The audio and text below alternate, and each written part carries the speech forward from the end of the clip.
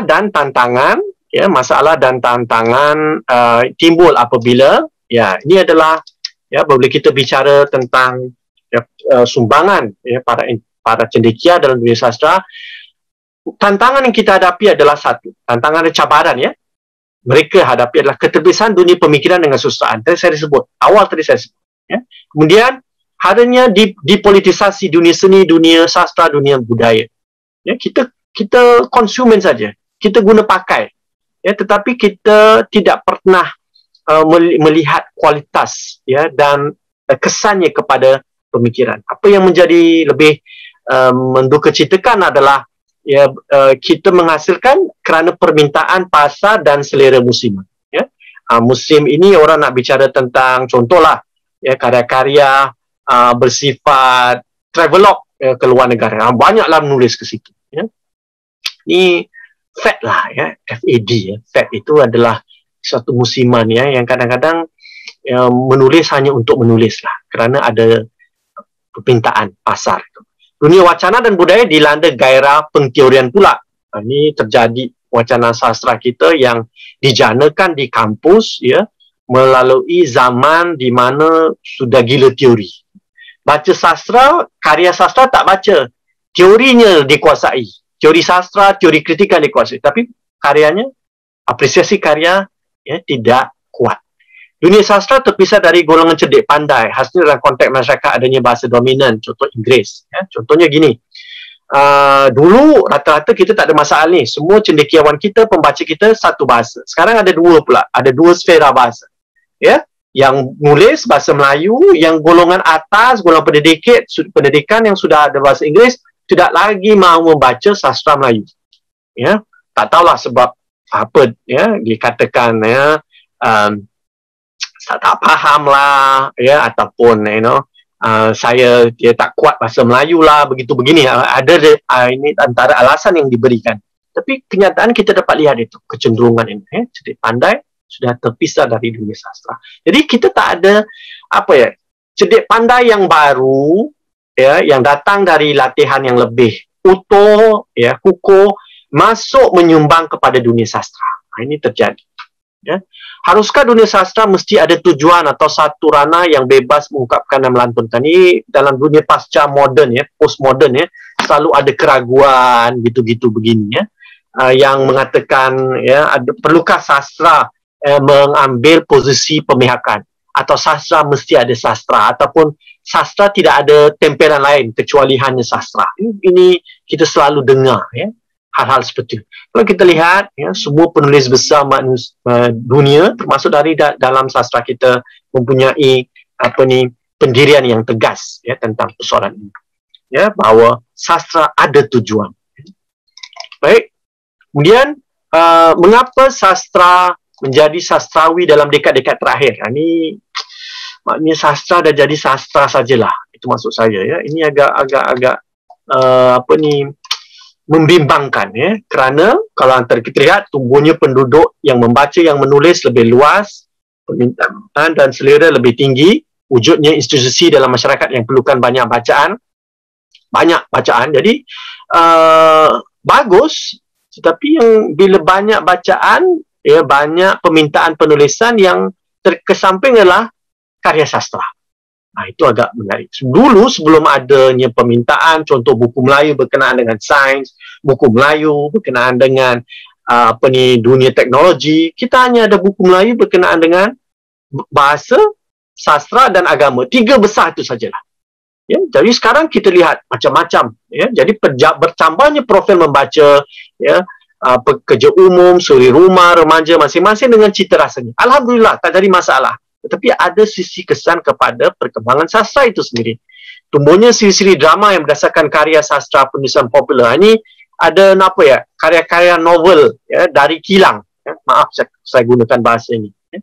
Orang duduk dalam pejabat, dalam kantor, menulis novel, bukan untuk menyumbang kepada dunia kesusastraan, tetapi supaya dijadikan drama, dijadikan filem.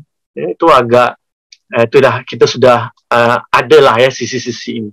Ketersampingan thought leadership dalam dunia sastra. Cuba kita lihat dalam dunia kita hari ini, influencer kita adalah mereka jual kosmetik, mereka jual produk agama, mereka menjual fashion dan sebagainya, tapi tak pernah thought leadership kita itu ataupun influencer itu datang dari thought leadership, maksudnya dari dunia sastra.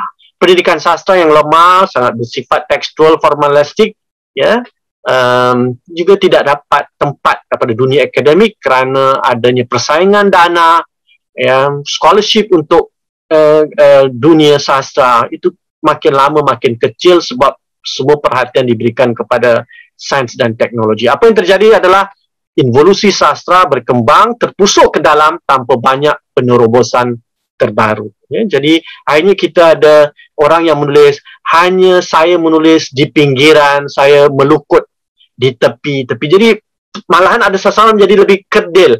Dia sudah tidak jadi pemikir besar untuk menyumbang kepada dan menjadi thought leadership dalam masyarakatnya. Ini sangat disayangi. Tangan semasa, cabarannya, resepsi sastra saya sebut tadi. Jadi kalau kita lihat, Seno Gumira pernah berkata, dia seorang pemikir, seorang sastrawan mengatakan, bila jurnalisme dibungkam, sastra harus masuk bicara. Jadi, tapi kalau kita tanya sendiri, bagaimana kalau sastra tersembam atau terbenam, siapa yang harus masuk bicara? Kemudian tantangan sastra yang sangat bertentang sifatnya. Di satu pihak, sastra dianggap sebagai bidang yang mahal, banyak pakai sumber, tidak sesuai untuk perkembangan ekonomi. Ini golongan teknokrat lah yang selalu dollars and cents ini, tidak melihat apa-apa fungsi sastra untuk pembangunan masyarakat dan negara. Di satu sisi, sastra dianggap sebagai luahan hiburan perasaan semata. Jadi kita sebenarnya berdepan dengan ini. Di kiri api, di kanan duri lah. Kalau tuan nak gunakan Cikgu Latif imagery. Baik, bolehkah sastra tanpa sisi ini, tanpa sisi kecendekiawan, tanpa sisi intelektualitas, tanpa sisi kesenian, tanpa sisi keakraban dan keberlanjutan dalam lingkungan konteks sosial? Bayangkan kalau sisi-sisi yang tiga di atas ini tidak wujud, maka kesusastraan itu harus terkandung isi dan bentuk yang ampuh dan berseri. Itu yang harus karena itu adalah makna asalnya. Kesimpulan, ketukangan bentuk, pengadunan isi atau inti sastra mesti ampuh dari awal. Sisi politik harus tersulam baik. Sayangnya, dan sangat merugikan apabila ada yang merintih dan meragu apabila berdepan dengan sastra dan wacana sastra dilabelkan sebagai terlalu intelektual. Itu saya rasa paling aneh. Mereka fikir bahawa sastra itu harus mesti sastra je lah. Jangan cakap lain-lain. Itu mana ada karya besar. Teman-teman cuba lihat dari video saya di sini. Contoh karya Tolstoy. Dia juga seorang intelektual Rusia abad ke-19. Dia menulis bukan sahaja persoalan-persoalan menulis untuk mengisi keperluan pembacaan golongan borjuis, tetapi merakamkan suatu persoalan kehidupan yang sangat gelap di Rusia pada waktu itu. Sama juga selepas beliau di Rusia, Maxim Gorky pada zaman sebelum naiknya Lenin banyak menulis tentang kritikan-kritikan terhadap revolusi Bolshevik yang dia rasa tidak beres. Kalau kita perhatikan di Indonesia, contoh daripada Buya Hamka saya sebut tadi, dan dari Sultan Tadil Syabana, mereka juga adalah intelektual yang sudah menekuni dunia sastra pada masa yang sama kuat dan ampuh dalam gagasan keintelektualan. Jadi anehlah kalau orang cakap bahawa sastra hanya sastra. Di sini kita boleh baca ianya adalah sisi anti-intelektualisme. Pendedahan pada sastra terbatas sehingga belum dapat menghasilkan apresiatif karya besar dunia. Sebenarnya, maaf cakap, mungkin mereka yang berkesimpulan itu dia tidak pernah membaca karya-karya besar dunia. Yang rata-rata dihasilkan oleh sebenarnya pemikir, bukan sekadar mereka yang pandai bermain bahasa. Cuba lihatlah karya-karya sufi kita yang terbesar. Mereka itu adalah intelektual zaman. Bukan sekadar orang yang hanya nulis kerana dia alim atau dia pandai bahasa Arab, bahasa Parsi. Tidak. Mereka adalah intelektual pada zaman. Malah belum dapat menghasiati sastra setempat yang mana pergerakan sastra tidak pernah terlepas dari perkembangan perjuangan idea. Belajarlah dari sejarah kesusastraan Melayu moden. Cuba anda lihat tokoh-tokohnya dari awal. Lagipun dalam lembaran sastra dunia, karya yang mencapai intelektual setinggilah yang telah terangkat sebagai karya baik, dipikirkan sebagai kanon, karya unggul dan sebagainya. Contoh, sentuhan puitis Hamzah Fansuri di era klasik dan puisi Amir Hamzah di era moden. Tak mungkin boleh disamakan karya Hamzah Fansuri dengan dodoi dan nyanyian lisan rakyat yang lain, betapa ada local wisdom di sana. Saya tidak mencemooh nyanyian lisan rakyat, itu adalah satu sumbangan juga, tapi kita tak boleh samakan kualitas intelektual, ya, karya besar dari Hamzah Fansuri ataupun dari Amir Hamzah beza dengan luahan dari karya sastra rakyat, ya. Baik teman-teman, jadi untuk melapas yang baik, indah, berpatut dengan nada pesan, rakaman, peringatan, teguran dan sanggahan, artinya ada keseimbangan, setiap satu saling meneguhkan. Itu kecendekiawan sastra yang berseni tadi saya sebut. Membaca sastra Melayu adalah juga membaca salah satu cabang keintelektualan Melayu. Tanpa memfikirkan rana ini, faham kita tentang perkembangan keintelektualan Melayu akan tempang. Wajar dikesimpulan begini, ini sangat penting. Sama-sama kita fikirkan malam ini.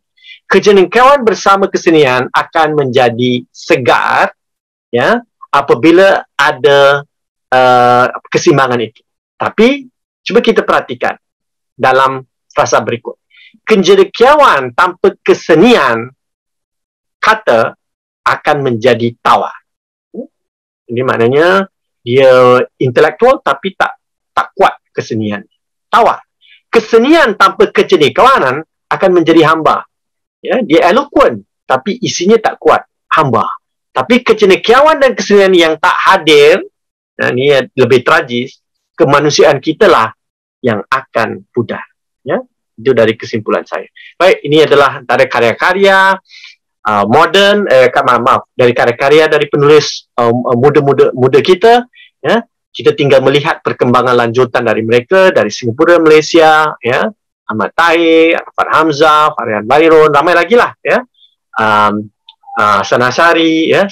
Saya tak dapat image semua, ya, nak masukkan, ya. Di Malaysia ada Sam Zakir, Fazal Terani, Lutfi Isha, ya, juga di Singapura, ya, Nur Hasnada. Kita masih menyaksikan bagaimana kesumbangan mereka terus dan terus ke depan. Ya. Dan saya sudahi dengan poetic knowledge is born in the great silence of scientific knowledge. Bukankah itu persoalan keintelektualan?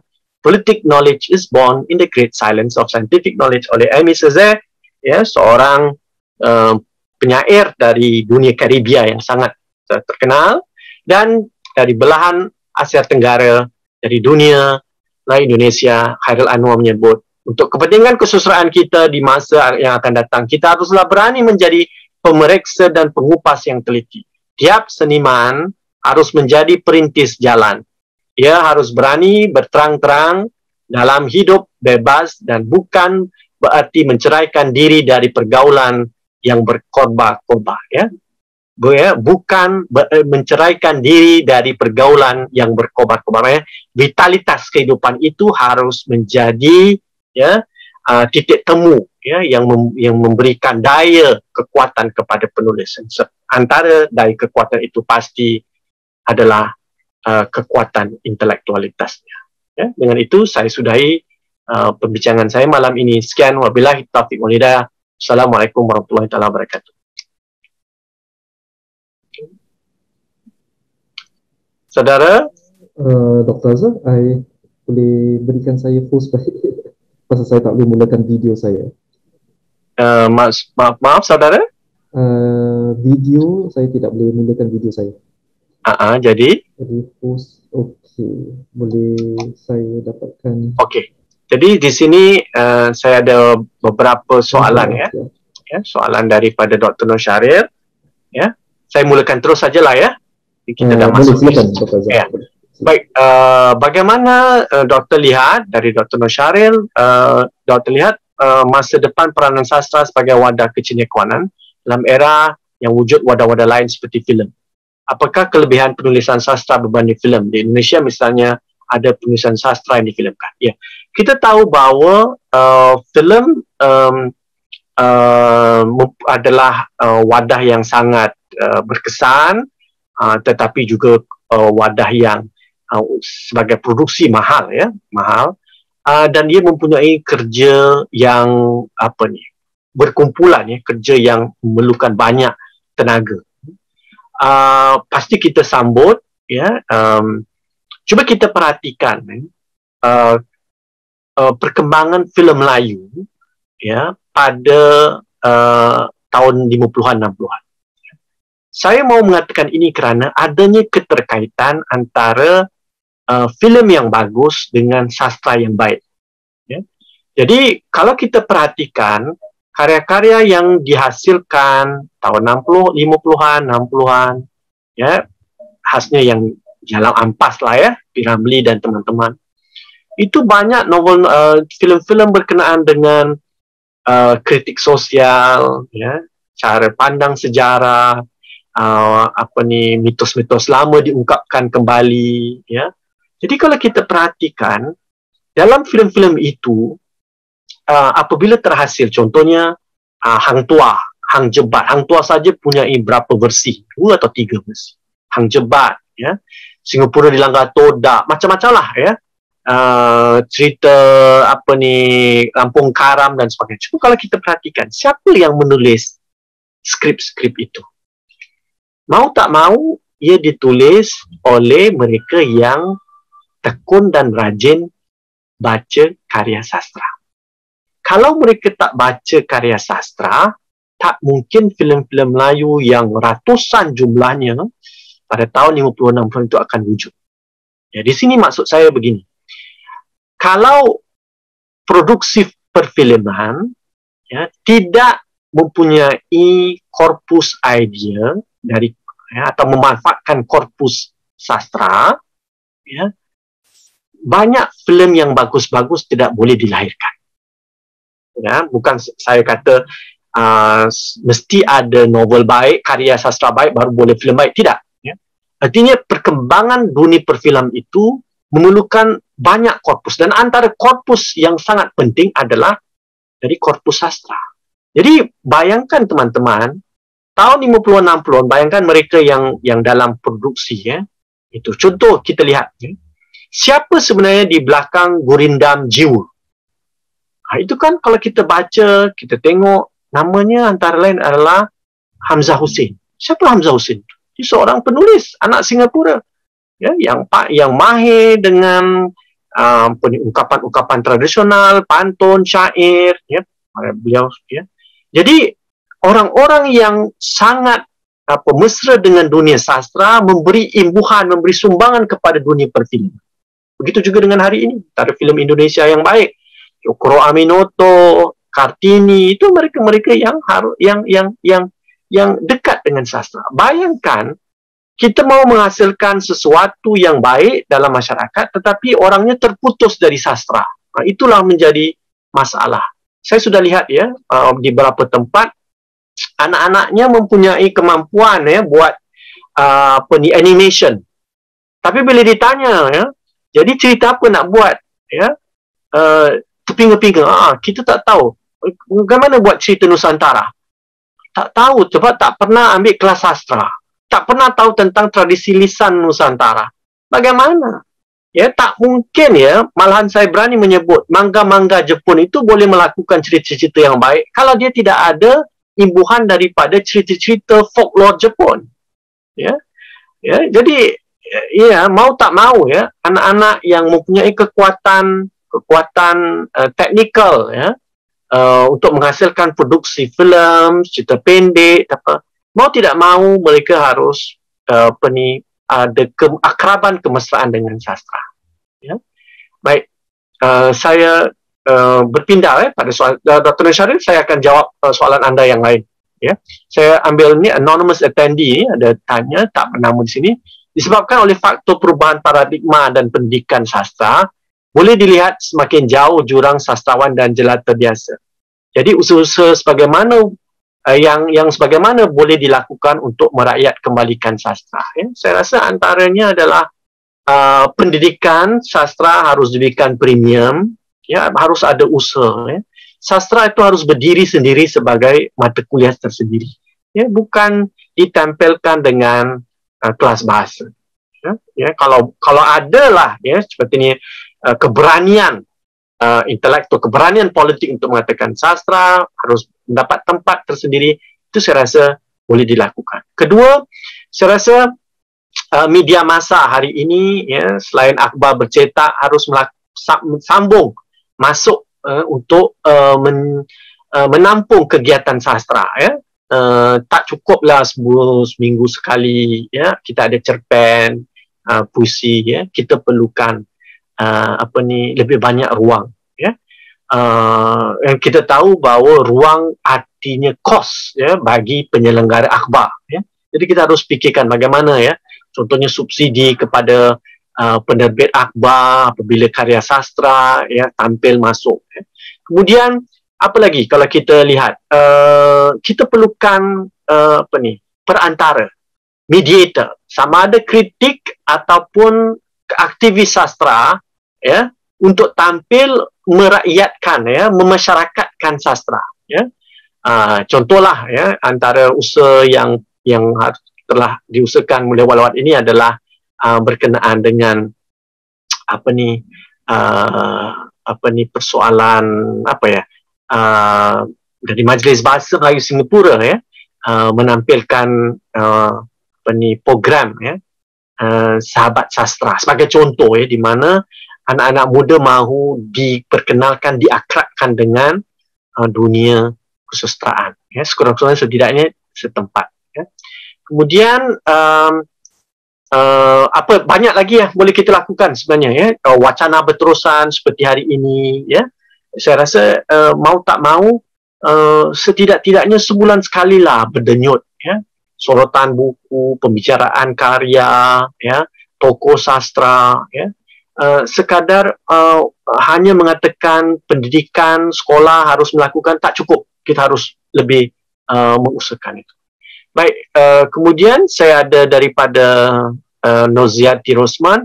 Apakah pandangan doktor tentang kritikan Muhammad Afandi terhadap persulatan sesuatu? Aduh, ini saya rasa Noziati ini agak panjang nanti kalau mau dibicarakan saya rasa wajar persoalan ini, tapi sebenarnya itu adalah persoalan takrifan, juga persoalan intelektualitas saya rasa kedua-duanya mempunyai kekuatan dan kelemahan dan tak jadi masalah lah siapa yang mau pakai label persuratan, siapa yang kesusastraan, yang pentingnya apapun menulis dan memberi sumbangan idea dan kesenian estetika ke dalam masyarakat Baik, Syed Said Ali Smaid, apa peranan sastra kanak-kanak untuk menjadi peminat bagi kanak-kanak untuk membaca? Ya pasti, luar biasalah sastra kanak-kanak cabaran kita hari ini adalah bagaimana mempertingkatkan kualitas sastra kanak-kanak kita sebab sastra kanak-kanak kita sudah menjadi lebih anak-anak kita sudah lebih cepat secara perkembangan intelektualitas mereka mereka sudah banyak juga baca karya Inggeris dan sebagainya. Mau tak mau mereka terdedah dengan karya-karya yang lain, dan waktu bila baca karya Melayu dia dalam paradigma yang lain pula. Jadi itu mungkin a turn off bagi mereka. Jadi kita harus catch up sama dengan perkembangan intelektual anak-anak. Jangan kita fikir ini untuk bahasa Melayu, ini sebagai bahasa kedua, jadi kita mesti rendahkan kualitas pembacaan. Saya rasa itu adalah strategi yang tidak berkesan Kalau kita tak tingkatkan mutunya, sampai bila pun bahasa itu bahasa anak-anak itu akan menjadi begitulah Jadi mohon Fadli, soalan-soalan ini jangan cepat dihabiskan sebab saya tidak dapat membaca jangan terlalu cepat sebab saya perlu baca soalan Baik, kemudian Naufal Aiman bertanya, bagaimanakah kami sebagai golongan belia boleh berusaha untuk terus melestarikan kesusastraan Melayu dalam kalangan masyarakat Melayu secara umum? Okey, bagus Naufal, soalan seperti itu. Saya rasa satu adalah terus membaca, budaya membaca harus ini. Kedua adalah anak-anak muda Melayu boleh menggunakan platform, menggunakan platform digital, platform dunia maya untuk melestarikan kesusastraan Melayu. Contoh begini ya, kita ada info, contohlah ya, info poster itu ya. Kalau kita lihat ya, kita masuk pada Google Image ya, banyak contoh. Kalau nak tahu tentang Maxim Gorki, ada poster kecil tentang Maxim Gorki. Siapa beliau, karya apa, gagasan beliau utama, itu dibuat oleh anak-anak orang-orang muda. Ya. Kemudian mereka ada podcast sekarang. Ya, podcast mereka ada. Kalau kita masuk podcast itu pembicaraan topik ya. Dan sekarang ada macam-macam benda lah saya dengar, yang 5 minit, 3 minit orang bicara, ya, coffee house lah, apa-apalah ya. Jadi kita harus memanfaatkan dunia digital, dunia maya itu ya, untuk membawa sastra Melayu ke situ. Kalau untuk kita harapkan contoh penulis besar kita dah tulis, kita nak suruh mereka juga buat, tak boleh, tak cukup ya. Mana tidak adil ya. Kita yang muda-muda harus tampilkan. Kedua, saya rasa mau tak mau kita berdepan juga dengan masyarakat yang sudah banyak dui bahasa daripada jumlahnya. Jadi antara lain adalah terjemahan ya, karya-karya yang baik ya, diterjemah ya, dan diperkenalkan kepada contoh kawan-kawan Naufal lah ya, diperkenalkan. Kemudian dari situ mungkin dia baca karya Melayu itu dalam bahasa Inggeris dulu pada awalnya. Tapi sekiranya dia sudah jatuh cinta, saya yakin dia mahu merujuk dari mana karya ini, mana karya asalnya. Pasti dia akan merujuk kembali kepada karya asal dalam bahasa Melayu. Ini antara strategi banyak. Jadi saya pernah lihat beberapa teman, anak-anak muda ya, daripada sastra Tamil Singapura, mereka menjalankan gerakan podcast. Itu saya sangat tabik lah ya, usaha mereka itu ya. Mereka mencari dana, mengusahakan, dan mereka mengumpulkan sastra digital sehingga kan koleksi digital Tamil ya, di Singapura itu antara yang terbaik di dunia. Bayangkan, ini adalah hasil usaha daripada satu pandangan di mana sastra bentuk digital itu harus diusahakan. Ini anak-anak muda ya, juga kepimpinan masyarakat mereka lah yang mengatakan bahawa sastra Tamil harus masuk tampil untuk gerak dalam dunia digital. Itu harus kita usahakan. Ya. Baik. Kemudian ada tadi ya, boleh tak saya lihat? Boleh ya, Dr. Azhar, saya sudah soalan, atau Dr. Azhar nak saya? Ya, dari soalan daripada ini ya. Ya, kita ada soalan daripada Sutra Rindu. Pada pandangan panel pembentang, bagaimana mahu rebranding semula sastra Melayu agar diminati generasi muda? Itu dari mana ya, saudara? FB Live tadi, dari Sutra Rindu. Okey. Jadi pada panel pembentang, panel pembentang tidak ada panel di sini. Saya seorang ya. Ya. Jadi maaf ya, saya seorang di sini. Oh, bagaimana mau rebranding semula sastra Melayu agar diminati generasi muda? Ya, pertama kita harus menyambuti keragaman. Sastra harus bergerak dengan keragaman. Ada berbagai ya genre, ya, ada berbagai tema, ya, ada berbagai kelompok sosial yang harus kita beri ruang, ya, satu. Kemudian sastra juga harus ada ketarikan. Rebranding kesusastraan Melayu ini juga kita perlukan dalam bentuk digital, ya. Sekarang kita punya banyak handphone, semua orang ada handphone lah sekarang, ya. Tapi mau baca karya Melayu, kita mau beli, berapa banyak yang dalam bentuk digital, bagi contoh, ya. Nah, ini kita harus pikirkan. Sebenarnya tidak banyak kalau kita lihat. Malahan perpustakaan waktu mau mencari karya-karya Melayu dalam bentuk digital itu agak sukar, ya. Jadi pemaju-pemaju sastra, pemaju-pemaju penerbitan belum Melayu lah ya, belum tampil untuk lebih agresif mengusahakan itu. Kedua, saya rasa ya kita akur pada sumbangan ya para sastrawan yang senior. Pada masa yang sama harus ada ruang ya yang segar dan baru di mana para penulis muda ya termasuk penulis veteran ditampilkan kepada khalayak pemuda. Jadi begini, contoh Malay Heritage Foundation, kita ada sembang ilmu, kan?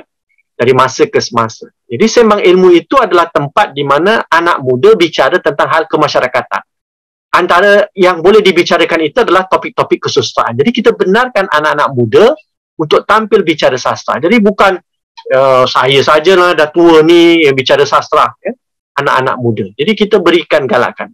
Dan saya rasa, saya yakin kita perlukan satu bentuk jurnal baru yang canggih. Saya lihat teman-teman di Malaysia menghasilkan suatu jurnal, namanya Suara.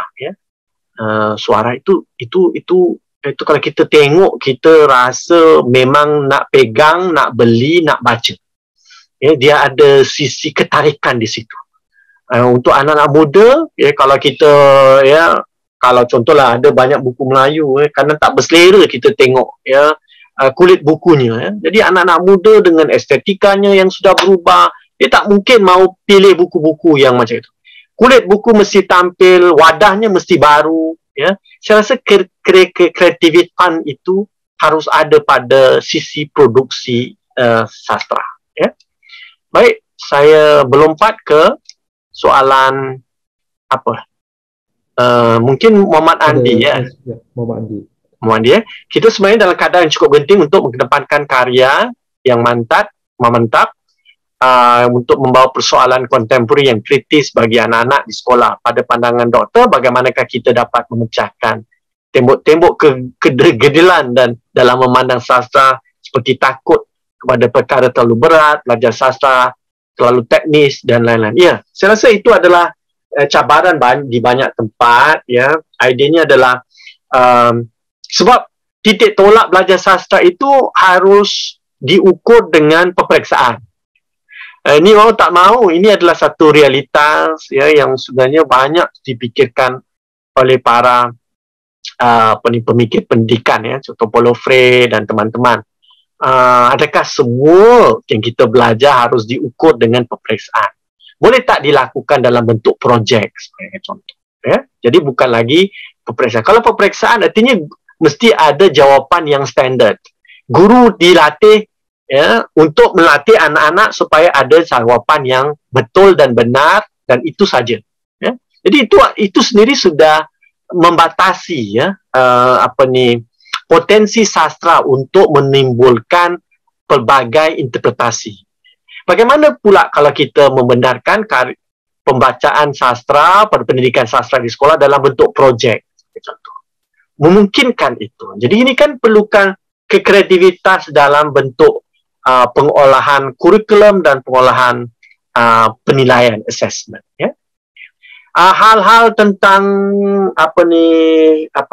rasa tidak begitu selera, tidak begitu cenderung untuk membuka lebih luas ranah pendidikan sastra agar ia tidak jadi teknis. Saya rasa itu memerlukan sedikit masa, kerana penggubal dasar, penggubal kurikulum yang berwenang, saya rasa harus diberikan lebih banyak pendedahan. Mungkin kohort-kohort yang ke depan dengan pelatihan sastra yang lebih mantap dapat boleh menyumbangkan ke arah itu. Ini saja harapan saya.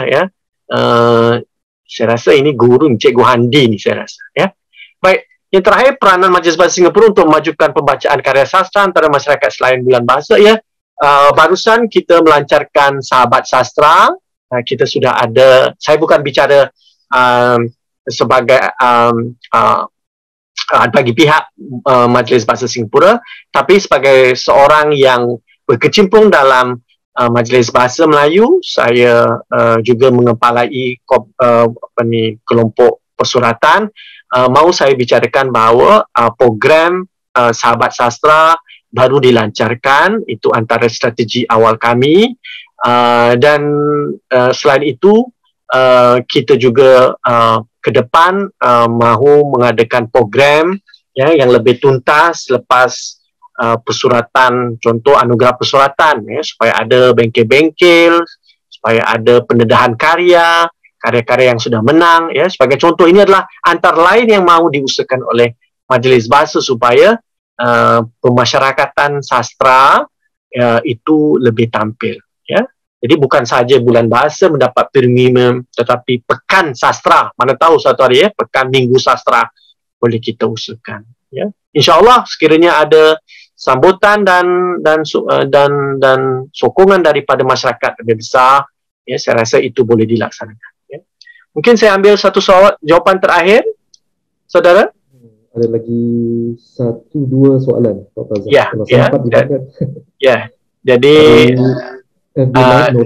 Nurdiana, apa pandangan doktor melaksanakan proses adaptasi prosa klasik kepada puisi moden dalam memberikan penghayatan kepada, ya, saya rasa itu adalah antara kreativiti, itu boleh dilakukan, ya. Artinya prosa mengadaptasi ini adalah sebahagian daripada kreativitas lah, ya. Tak jadi masalah lah, ya. Itu asalkan yang penting pendedahan pada karya teks, pembacaan yang tuntas, ya, dan menjadi transkreasi baru, ya. Karya ini dapat berdenyut kepada halayak yang baru.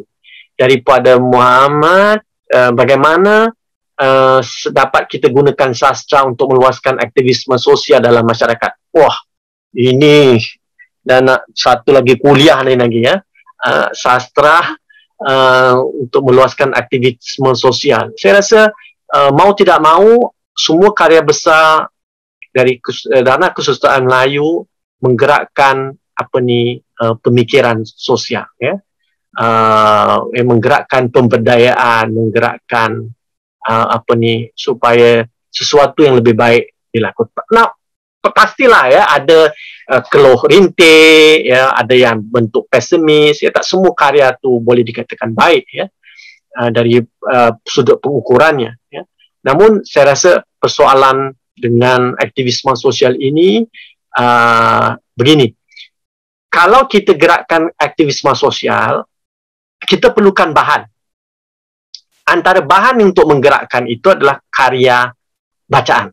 Dan antara banyak karya bacaan yang paling sangat menyentuh adalah karya sastra. Pengalaman saya menggerakkan, ya, kumpulan bacaan, ya, di Kuala Lumpur sebagai contohnya dengan adik-adik, ya, yang membaca. Saya mulai dengan karya-karya yang mereka pernah dengar tapi belum baca. Robohnya Surah Kami oleh A.A. Nafis, ya. Tadi Angin dari Gunung oleh Afandi Hassan, ya. Cerpen Cikgu Latif, Lembu, Mondok dan sebagainya. Jadi bila dibacakan itu pada anak-anak, ya, teman-teman, dikupas, mereka menjadi lebih tersadar dengan persoalan-persoalan kemasyarakatan, ya. Baik, dari Yatim, pemikiran kritis diperlukan untuk memesej pengarang apabila membaca karya-karya. Adakah pasti, ya, pemikiran kritis itu sangat penting. Critical literacy itu adalah sebagai tools, ya, alat untuk kita dapat membedah karya, ya, membedah pembacaan, ya. Baik, saya rasa yang terakhir, saya rasa mau tak mau Syabib Duta Hasparun mengatakan menurut saya memang seharusnya karya sastra menyuarakan kritisisme, tapi penyampaian kritisisme itu perlu tetap diolah sedemikian rupa sehingga masih dinikmati sebagai karya sastra yang puitik dan logis secara sastrawi. Jadi kurang pas jika ada tokoh fiktif dalam sastra yang terlalu reflektif atau cerdas dalam jalan cerita, ya. Ya, pastilah, ya, saudara, kita perlukan, ya, kalau ada tokoh fiktif, ya, yang terlalu reflektif ataupun terlalu berkhutbah, ya, terlalu mendorong-dorong, ya, gagasan, itu sebenarnya sudah tidak kuat sebagai sebuah karya sastra. Ya, karya sastra ni dia bukan risalah, ya, dia bukan risalah berkhutbah, dia bukan kolom jurnal untuk menyampaikan informasi. Dia mempunyai pelambangan-pelambangan yang memungkinkan pelbagai makna dan pelbagai sorotan yang boleh kita pikirkan, ya, menjadikan kita lebih berdaya maju untuk mengupas sesuatu persoalan. Ya, kita tahulah ya siapa yang duduk dalam dunia pendidikan sastra. Kalau karya itu terlalu mengajar, kita agak rasa lemas, ya, kita terkaram ya dengan ini. Cuba kita lihat karya-karya sufi yang terbesar, ya. Dia tidak berkhutbah, berdakwah, ya, tetapi dia selalu mencuit-cuit, ya, selalu membelai-belai, dia selalu menyentuh-nyentuh, sehingga kan kita dapat merasai pengalaman yang telah dilalui oleh sang penyair itu. Ya, saya rasa itu saja, ya, Saudara Fadli. Baik, Dr. Azhar. Okey. Ya. Itu soalan dah tak ada lagi, jadi kita cukup. Okey, Dr. Azhar. Okey, terima kasih Dr. Azhar sekali lagi kerana menyampaikan satu topik yang begitu menarik sekali bagi sesi malam ini. Saya setuju sekali dengan Dr. Azhar pentingnya untuk masyarakat kita mengenali tokoh-tokoh cendekiawan, terutama sekali menerokai karya-karya serta kegiatan-kegiatan dan juga usaha bakti mereka demi memperjuangkan warisan Melayu, lebih-lebih lagi dalam bidang kesusastraan. Okey, para hadirin yang saya hormati sekalian, setiap yang bermula pasti akan berakhir. Jadi kita sudah sampai di penghujung sesi webinar WWS yang ke-7 malam ini. Semoga para peserta dapat meraih manfaat dari kuliah ilmu WWS ini. Sebelum kita bersurai, sekali lagi saya ingin menjemput para peserta untuk mengimbas kod QR ini untuk selesaikan borang maklum balas. Saya cuba, Dr. Azhar. Ya. Okey, semua dapat lihat? Okey. Okey, jadi borang maklum balas. Okey. Jadi saya perlukan borang. Ya, bagus kalau teman-teman memberikan ya maklum balas supaya ke depan ya kita boleh memperbaiki wacana ini, ya. Yang penting adalah ya, wadah sastra harus terus berdenyut dalam masyarakat kita, ya. Dia bukan sekali-sekala, ya, tetapi usaha yang berlanjutan. Saya juga telah sertakan link, ya, pautan link di FB Live dan juga di Zoom. Jadi anda boleh klik punya pautan tersebut. Okey, di sini saya ingin mengambil kesempatan untuk mengucapkan terima kasih kepada semua yang telah meluangkan masa untuk mengikuti sesi ilmu ini. Bagi penonton semua, perincian mengenai acara-acara NHF boleh didapati di Facebook, laman web, YouTube dan LinkedIn. Kami mohon bantuan para peserta untuk like dan share. Terima kasih. Jadi sebelum saya akhiri dengan pantun, bunga dedap di atas para anak dusun pasang pelita. Kalau tersilap tutur bicara, jemari disusun, maaf dipinta. Dengan ini, Dr. Azhar Ibrahim dan saya Fadli Idris mengakhiri sesi WWS ini dengan ucapan selamat malam dan selamat beristirahat. Assalamualaikum warahmatullahi wabarakatuh. Terima kasih Fadli. Terima kasih teman-teman yang mengikuti.